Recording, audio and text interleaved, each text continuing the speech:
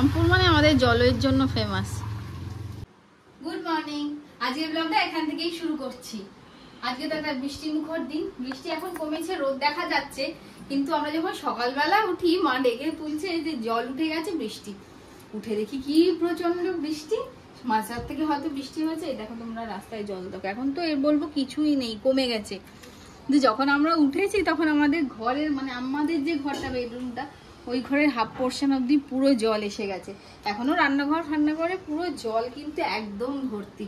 এখানেও জল, এখানে 3 বার করে জল কাচিয়ে বের করে পরিষ্কার করলো, বারবার করে নিচ থেকে কর্নার গুলো থেকে জল এসে যাচ্ছে, খুবই জল যাকে বলে। আর একটা জল যন্ত্রণার দিন, তার মধ্যেই কাজও আছে এরকম যে অর্ডার আগে থেকেই কালকে থেকে প্লেস হয়ে আছে, ওগুলো ক্যান্সেলও করা যায় না।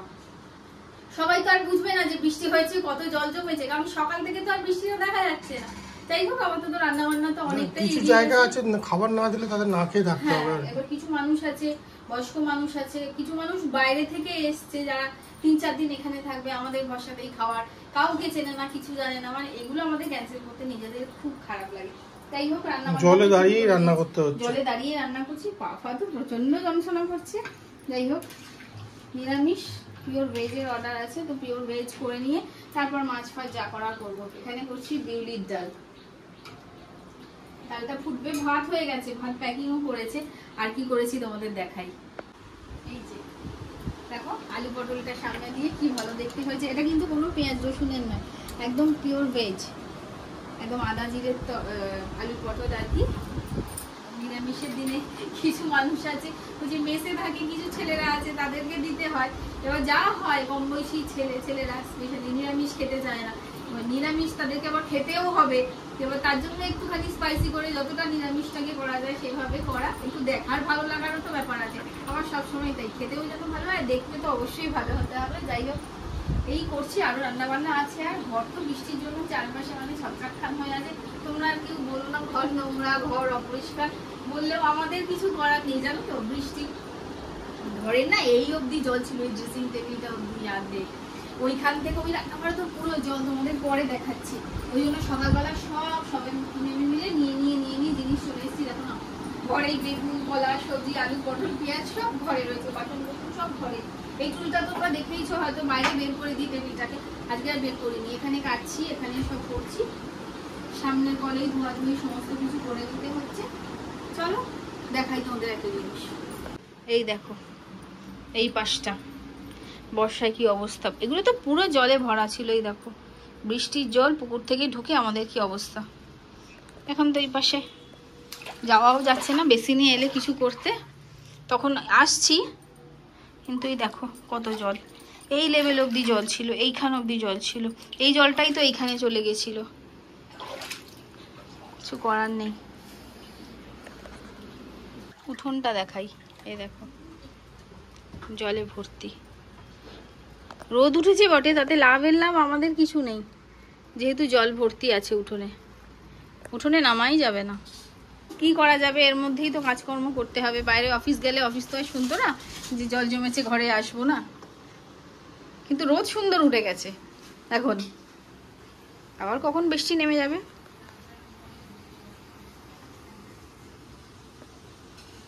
রেনকোট নেবে না এখন, ও যে খাবারগুলো হয়ে গেছে, দূরে যাওয়ার আছে, নিয়ে বেরিয়ে যাচ্ছে।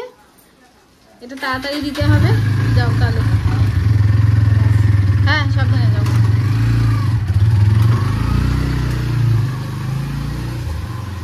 শ্রীরামপুর মানে আমাদের জলের জন্য ফেমাস।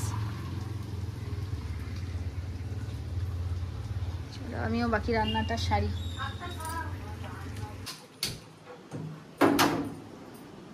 কি করবে এখন?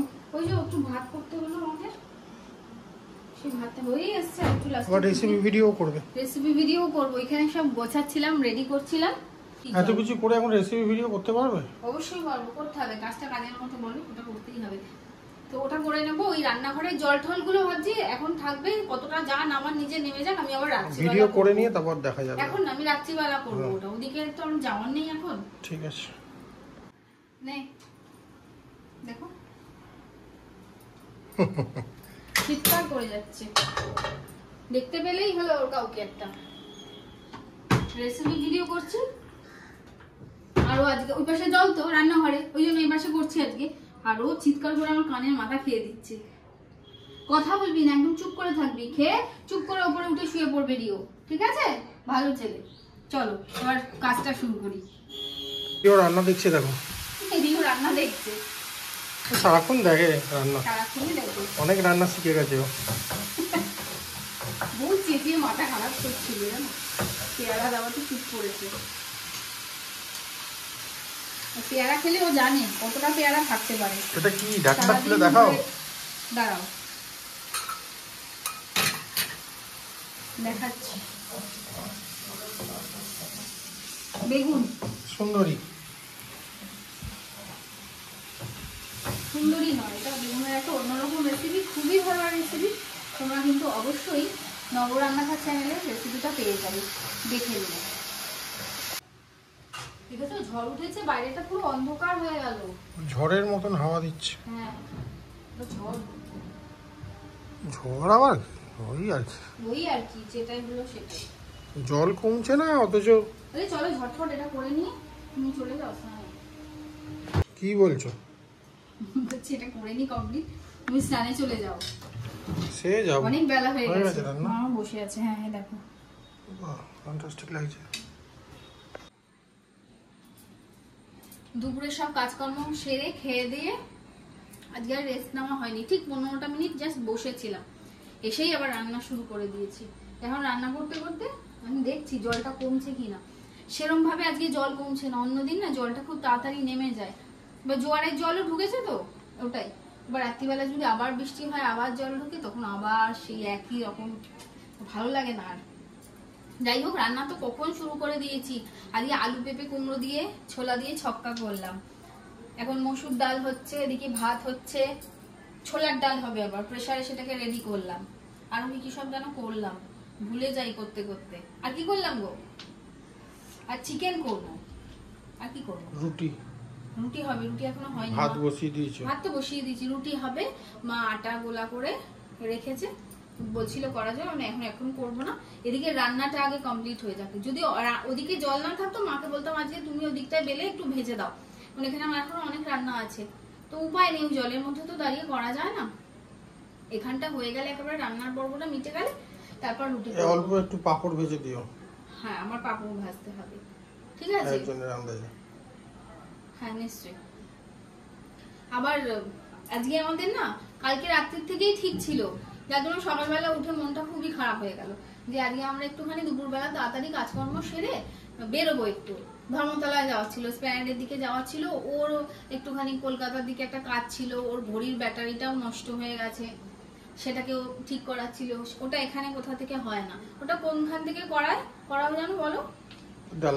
ডালহাউসি থেকে। তো সেই ওরটা এমার্জেন্সি ছিল, আমার একটু ধর্মতলা নিউ মার্কেটে কতগুলো জিনিস নেওয়ার ছিল, কিচ্ছু করা গেল না বৃষ্টির জন্য।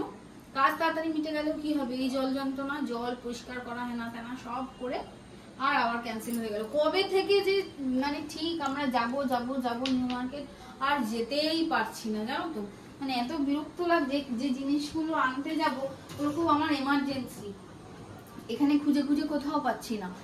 এবার এখানে জানি পাবো না, তাও চেষ্টা করেছিলাম। ও জিনিস নিয়ে আমার কাজ হবে না, আমার রান্না বান্নারই কাজের সব জিনিসপত্র। আর দেখা যাক কবে যাই, একটু হালকা থাকতে গেলে আমাদের সুবিধা হয়।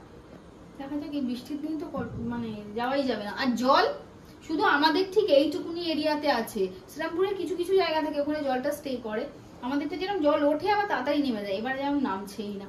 ও তাই এসে দুপুরবেলা বলছে খাবার দিয়ে এসে পুরো শ্রীরামপুর ঘুরে এলাম, জল আজকে কোথাও নেই, শুধু আমাদের এখানে রয়ে গেছে। আমি তো যা খাবার দিতে গেলাম পুরো শ্রীরামপুরই তো ঘোরা। হ্যাঁ কোথাও জল নেই, শুধু আমাদের এইখানটাতে জল হয়ে আছে। মানুষ বুঝতে পারবে না বললে, যারা ওইদিকে থাকে। ঘরে জল তোমরা দেখছো বা এখানে আমরা পাড়ার লোকেরা জানি, এবার যারা কলকাতায় যাচ্ছে বা শ্রীরামপুরের মধ্যে অন্য জায়গায় যদি কেউ ফোন করছে বলছি, কেউ বিশ্বাস করছে না, হ্যাঁ বৃষ্টি তো কমে গেছে কি হয়েছে, মানে কেউটা না দেখলে বুঝতেই পারবে না আর কি, এরকম ব্যাপার। অনেকেই তো আমরা খাবার দিই যারা বাইরে থাকতো, এখানে এসে ফ্ল্যাটে থাকে, তারা বোঝে না ব্যাপারটাকে।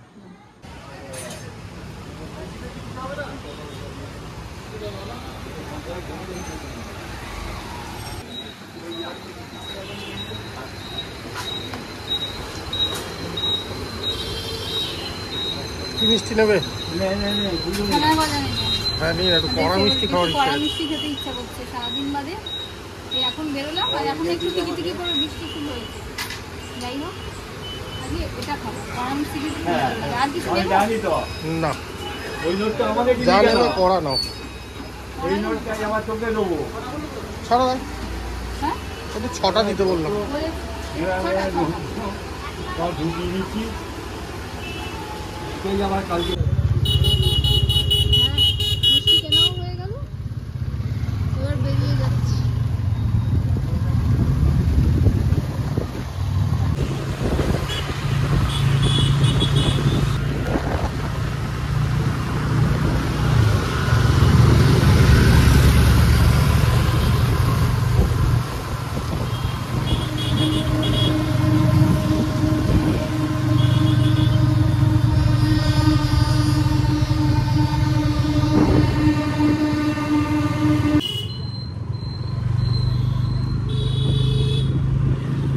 মিষ্টি কিনে এখন বাড়ি যাচ্ছি, একটু ঘোরাও হচ্ছে।